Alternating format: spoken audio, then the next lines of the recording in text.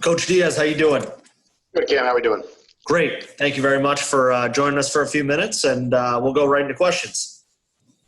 David Lake from Inside the U. David, if you had a question for Coach Diaz. Yeah, Coach, wanted to ask you about the offensive line, just how they've done adjusting to the new offense, how they're doing with gelling.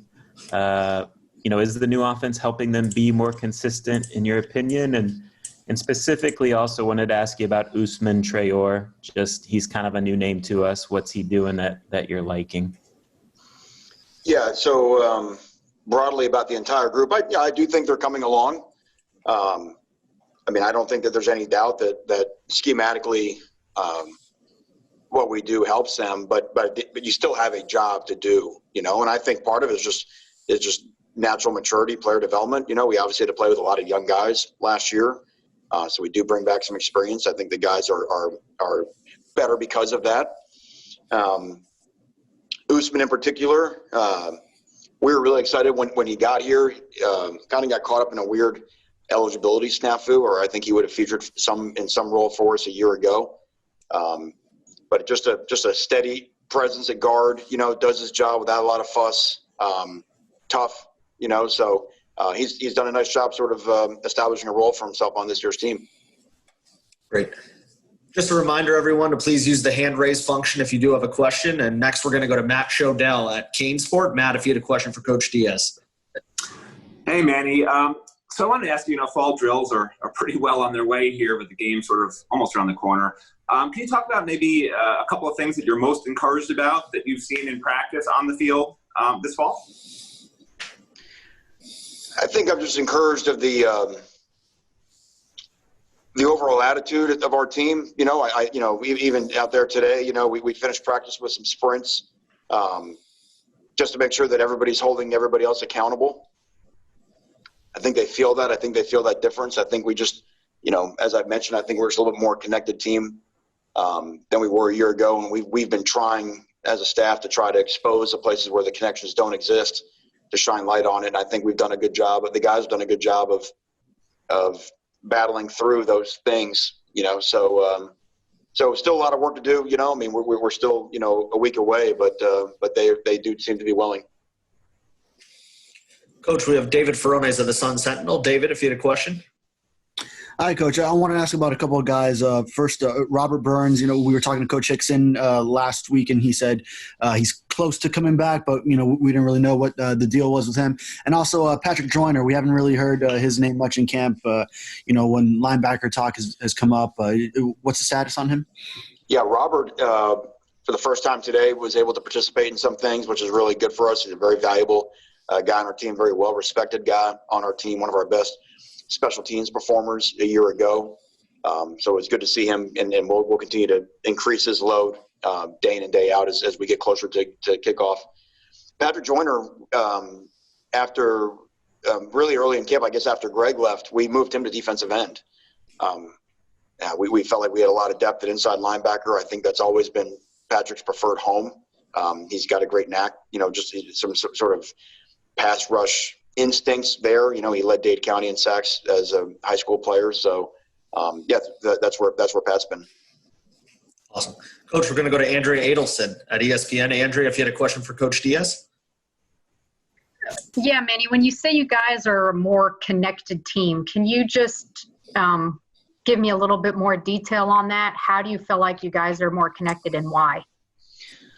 Well, I think number one, it has to do with the people. I think certain people and certain groups of people fit together better than some other types, more like-minded people, and I think that's part of it. I think anytime, when you are, the word gets kicked around all the time, but when you're establishing a culture, sometimes it's not for everybody. So I think the more chance that you have for the program to attract the type of people that it wants to attract, that happens. And then what happens is that those that maybe aren't really all for that, they get a little bit marginalized and sort of put to the side, not put in really important positions.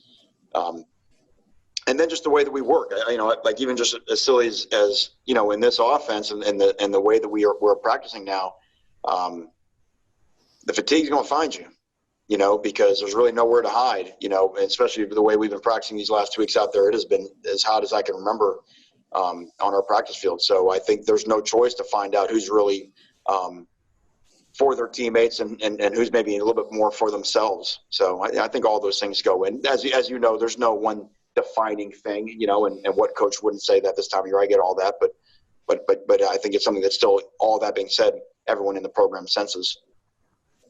Coach, we've got a few more. We're going to go to Susan Miller-Degnan at the Herald. Susan? Hey, Manny. I asked Brett Lashley this yesterday. What do you think it'll be like for you on opening night? What are your expectations for your team that night? How do you think you'll be feeling emotionally? Obviously, this is a different kind of year,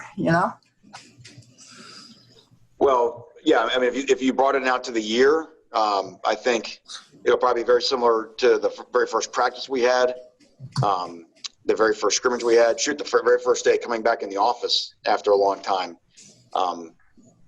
I think there'll be a lot of emotion. I think just the feeling of just gratitude that we get a chance to get back out there and play, because that's not been promised.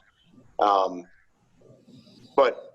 I mean, that's got to quickly go. I think once we get ready to line up for kickoff, it's all about ball, and we've got a lot of respect for the team that we're playing a week from Thursday. And, I think all those emotions will be short-lived once the foot hits the football. And Manny, if I may, with a follow, the quarterback situation, have you decided on a backup yet? We have, so we're not going until we get past our situational scrimmage on Friday night. We're not really deciding on anything depth chart wise. I mean, there's a couple, in terms of the 2 deep and the 3 deep and all those type of guys. So we'll know all that through the weekend. Thank you.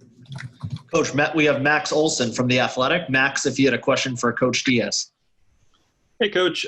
As we get closer to kicking off here, curious what your feeling is about just what the standard should be, the policy should be for postponing games, and just maybe what's your sense of, how many players do you need available to play a game? Well, that's a fantastic question, and it is something that has been discussed in our league. And I don't think that there's a broad exact number, because a lot of it has to do with what position, and if there could be a number. You could have 100 guys, but if none of the 100 play offensive line, for example, then it's very difficult to play a game. So we have discussed some of those measures of what they would be as a league. I know from our league, it's all I can speak for is that we are committed to play. Unless it just becomes to the point where you can't play. And I think we're all aware of that and what that is. And that's why we've been telling our players. This could be a year where, a defensive player has to play offense, vice versa. A wideout's got to play DB, someone have to play this position, that position, and you kind of have fun doing it. So I think we're all ready for that. And in the meantime, just continue to do what we're doing off the field to, keep our testing going the way that it's been going and limit the contact tracing.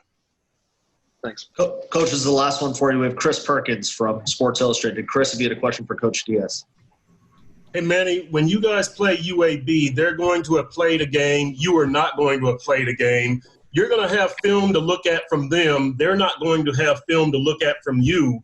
Is that an advantage for you? And if so, how do you use kind of that mystery to your advantage? Well, I don't know that there's as much mystery as everybody thinks that there are. Everybody's watching last year's film. All of us coaches, everybody has a track record. And again, what they may do to attack Central Arkansas in one way or the other may not be exactly what they would do to attack us. I also think there's a great advantage in having played a game and getting into just all the dynamics, tackling, just all the things that happen on a first game. You've heard the expression used before that very often football teams make their biggest improvement from week 1 to week 2 during the season. So they'll have the advantage to have that where we won't. But like I said, I think once we get into playing the game, it's going to come down to their guys doing what they do and our guys doing what we do, and a battle of execution like it always does. Coach Diaz, thanks for spending a few minutes with us today, and I'm sure we'll be talking to you soon. Okay, you guys have a great day.